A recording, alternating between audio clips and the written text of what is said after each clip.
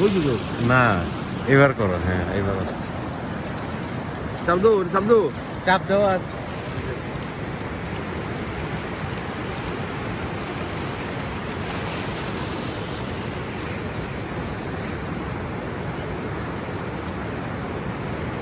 समुंदर का पानी হ্যাঁ समुंदर का पानी तो फ्री में ही है।